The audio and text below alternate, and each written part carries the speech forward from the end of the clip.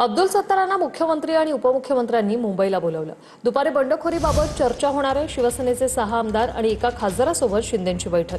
छत्रपती संभाजीनगर जालना विधान परिषदेच्या जागेसाठी अब्दुल सत्तारांच्या मुलांनी बंडखोरी करत अर्ज दाखल केला। सत्तेत राहून आम्हाला बाहेरचा मार्ग दाखवला जातोय, तर शिंदे फडणवीसांकडे व्यथा मांडणार असं अब्दुल सत्तार यांनी काल म्हटलं होतं।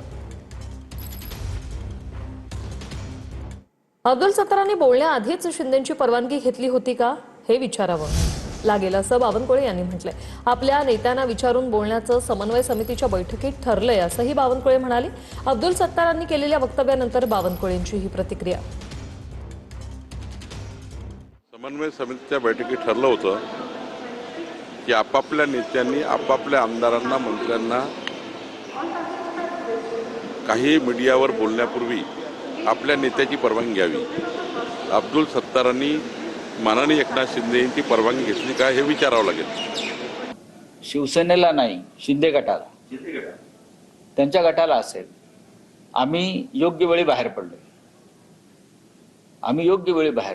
मला वाटतं ते गृहस्थ असं म्हणतायत, तुम्ही ज्याचं नाव घेतलं ते, की भाजपा हे स्लो पॉयझनिंग आहे असं मला कोणतरी म्हटलं। आता कळेल त्यांना पॉयझन काय असतं।